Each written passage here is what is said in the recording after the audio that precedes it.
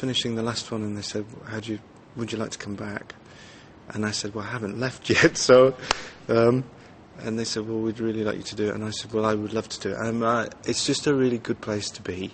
And every day you're dealing with a set of ambitions, because every day is ambitious. So you never run out of challenges. It's sort of exciting, isn't it? Breaking the rules. Who are you, and what have you done with Hermione Granger? Anyway, at least we know one positive thing that came from today. What's that? Jo couldn't take her eyes off you, could she? In this next one, there's a lot of sort of emphasis on the relationship between Hermione and Ron, and I think this next one will be more comic. I think the last one was a lot darker and a lot heavier, and this one will be funnier and more light-hearted. Yeah, he changes quite a bit. I mean, he grows up. They're all growing up through all of them, but and this one, the big thing for Ron in this one is sort of he gets a girlfriend, and yeah, that's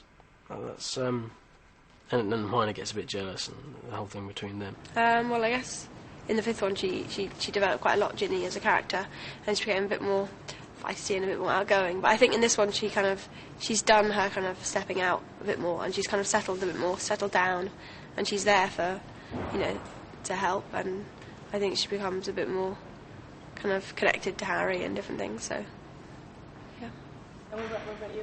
Luna, so I don't think Luna changes much. I think, all through the whole book series, and I think she'll be forevermore. She'll be just how she is as she first appeared.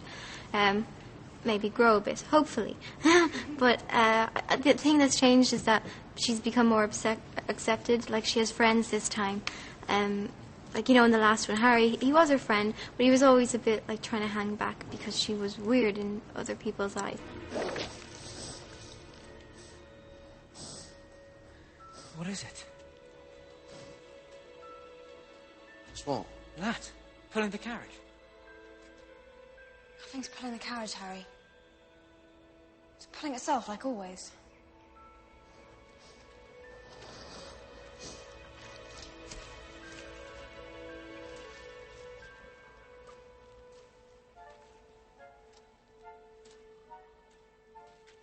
You're not going mad. I can see them too. You're just as sane as I am. I was really surprised to be back to film this one. I haven't started yet. I start in January, but I can't imagine that she plays such an important role because Harry's over her and he's moved on to Ginny, so she's kind of a bit left behind. And in the sixth, I think you get a glimpse into. You get a greater insight into Harry's sense of humour, I think. Because I think the sixth generally is a lot funnier than any of the films have been before.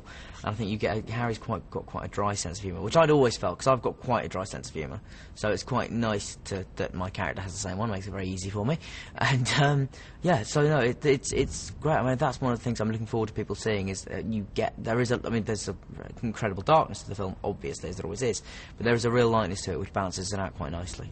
A full-bodied Patronus is the most difficult to produce, but shield forms can also be equally useful against a variety of opponents.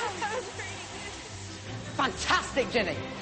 Just remember, your Patronus can only protect you for as long as you stay focused, so focus, Luna!